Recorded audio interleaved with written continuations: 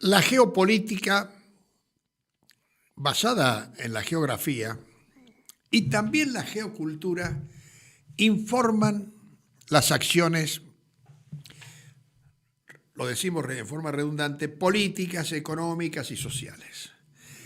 El Congreso de Tucumán, el norte del Congreso de Tucumán, lo hemos dicho, es la independencia de las Provincias Unidas de Sudamérica. Ese planteo como norte, mientras el Congreso estuvo en Tucumán, fue fuerte.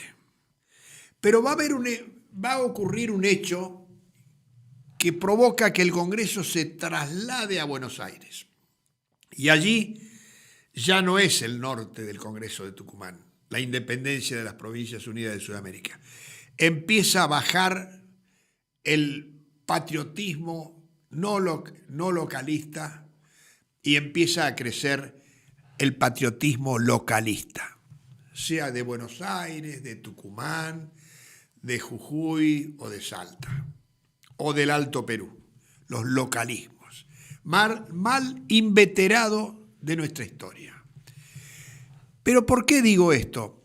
Porque el hecho que se produce en una guerra son hechos militares.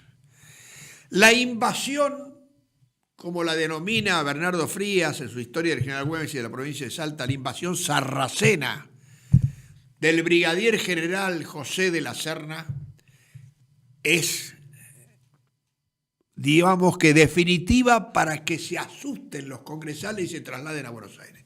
El que no se asusta es el que tiene el mandato de Pueyrredón de proteger a las provincias de abajo. Y era el gobernador autónomo, jefe de la vanguardia del Ejército del Norte, general Martín Miguel de Güemes. No olvidemos que el Ejército del Norte está al mando de Belgrano. Pero el ejército de vanguardia, que es el que va a sostener la guerra, porque el Ejército del Norte no combate más, salvo 2 o 3 aventuras, el ejército que contiene es el ejército de milicias gauchas.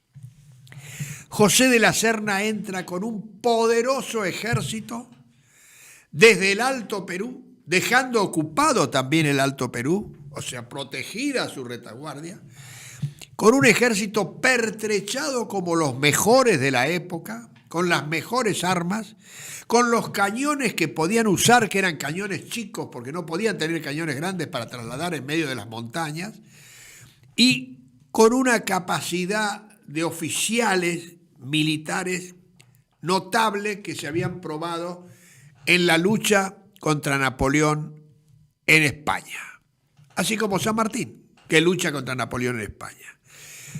Lo cierto es que este ejército penetra primero por Jujuy.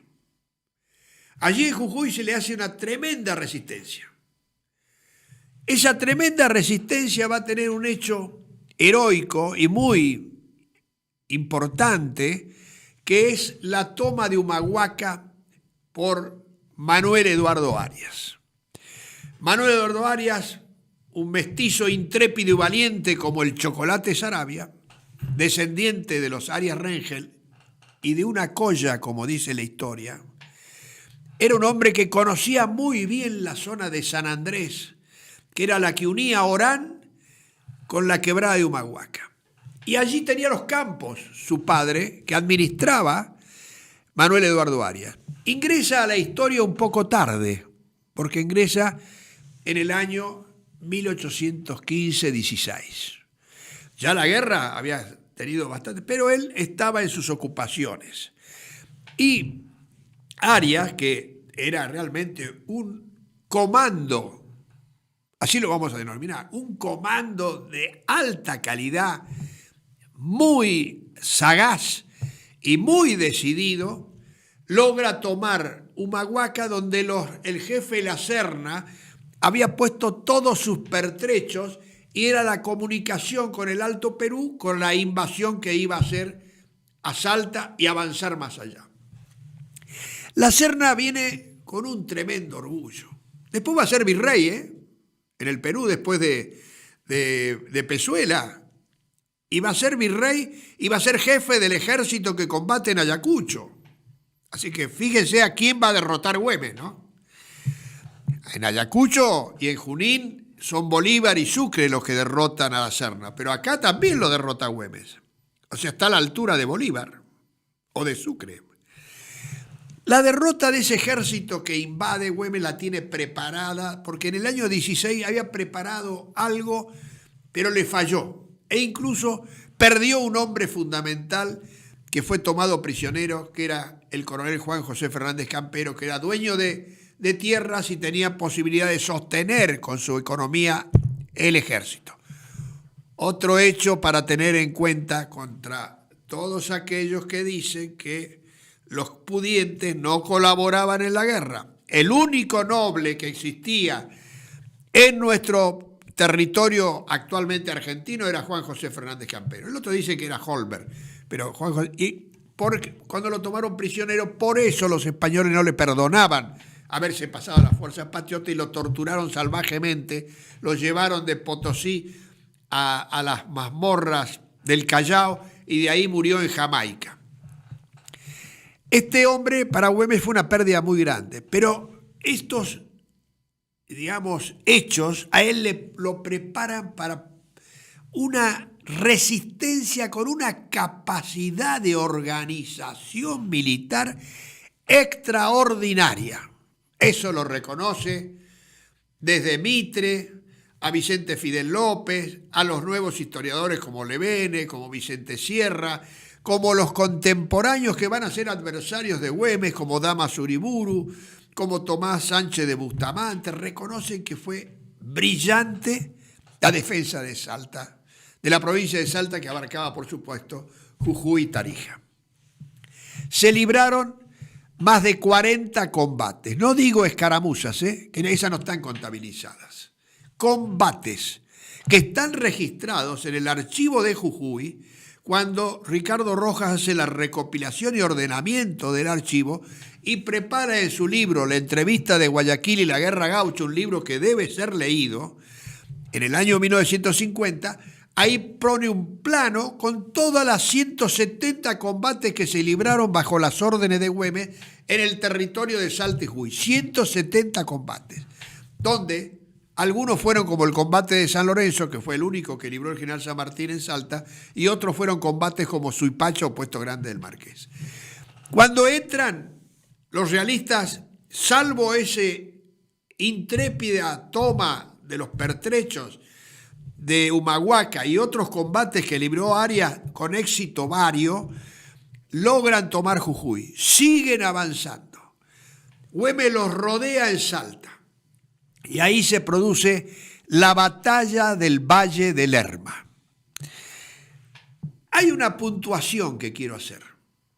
No hubo en el norte invasión que no se concluyera, digamos, militarmente si no se vencía aquí en Salta.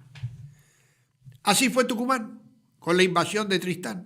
Se ganó en Tucumán, pero la batalla que decidió que se tenían que retirar las fuerzas realistas fue la batalla de Salta. Y va a ser la batalla del Valle del Lerma, donde se libran 20 combates realmente muy importantes, lo que van a liberar a nuestro norte de la invasión de la Serna. Pero va a liberar al mismo tiempo que la posibilidad de San Martín de cruzar los Andes en los mismos meses que invade la Serna, para frustrarlo a San Martín la Serna, porque sabía, por información del Alto Perú y del Perú, que San Martín estaba preparando un ejército para cruzar los Andes. Y la Serna dice, voy a avanzar y en 40 días habré tomado Buenos Aires. Se acabó el general San Martín y se acabó la revolución. 40 días. En 40 combates, uno por día, la Serna tuvo que retroceder por la quebrada de Humahuaca con la mitad de su ejército de 5.000 hombres. La mitad le destruyó Güemes. Relato algo que fue muy, muy importante. La Serna estaba sitiado, entonces decide mandar una incursión para robar ganado y pudieran tener ellos para alimentarse. La manda a esa incursión de casi 2.000 hombres, por Cerrillo El Carril, Chicuana, Rosario de Lerma, La Silleta, Salta. Ese es el circuito que hace esta incursión sucesivamente derrotada en combates, en Cerrillo, en el Bañado, o sea, en el Carril, en Sauce Redondo, en Chicuana, en Escoipe, y una poderosa batalla en Rosario de Lerma, en una finca que se llama Pucará, aquí en Salta, donde había un terreno mucho más amplio, con lomadas, para librar un combate de caballería. Güemes había estado 2 o 3 días antes estudiando el terreno y allí le prepara a la Serna y sobre todo a su jefe Sardina, que venía herido y que era uno de los militares más importantes que tuvieron los ejércitos realistas, que va a morir a consecuencia de esa incursión, le prepara lo siguiente. Son lomadas y va poniendo tropas de caballería escondidas en cada lomada. Es decir, si lograba sacar a los realistas de un lugar donde los tercios habían logrado, la infantería, ordenarse y proteger a la caballería, si lograba que la caballería se alejara de los tercios, Güemes la podía derrotar. Ese fue el plan y lo cumplió. Les hizo algunas, como hizo en Suipacha, en Nazareno, algunas fintas para que se avance. Avanzaron los realistas creyendo que los gauchos huían. Bajaban una lomada y aparecían más gauchos. Seguían, huían todos. En otra lomada, los más gauchos. Y ya en la última fue el ataque. Los realistas venían creyendo que se estaban escapando. Bajaron con sus caballos a todo galope y se toparon con la caballería de más de 1000 hombres de Güemes, con Güemes mismo a la cabeza. Los corrieron, pero lomada tras lomada que habían avanzado, muriendo muchísimos hombres. Tantos que cuando retroceden hacia Salta para informarle a la Serna esta derrota del Valle de Lerma, esconden los muertos cuando se escapan, para que no vean cuántos fueron. El problema fue el único, que los gauchos estaban enardecidos, estaban con la sangre por todos lados.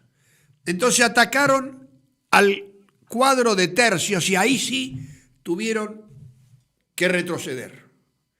Pero ya no tenían fuerza para ganarles y fueron retrocediendo. Y la Serna, cuando se entera de la muerte de Sardina, se entera de todas las muertes que ha tenido esta incursión de 2000 hombres, arma una fiesta en Salta. Una fiesta para hacer creer que estaban muy bien. Y en el amanecer se retiran en silencio y sigilosos hacia Jujuy. Güemes ya sabe también que se están retirando y le tiende sucesivas celadas hasta la quebrada de Humahuaca y más allá. Le faltaron caballos a Güemes, que no le suministraban desde Tucumán. Bernabé Arauz, gobernador, ya se había olvidado del patriotismo de Güemes y le empezó a crecer el celo localista. ¿Y si este hombre crece, tal como pensaban el celo localista porteño, y si este hombre se convierte en Artigas? Entonces empieza a no gustarle que gane batallas. Y a su vez, cuanto más ganaba y protegía a Tucumán, más celos despertaba en Tucumán. Esto no lo digo yo, lo dice Joseph Repsa en una carta. Lo dejamos a Güemes corriéndolo a la Serna por la quebrada Humahuaca con su gloria que lo lleva a coronel del ejército de la patria.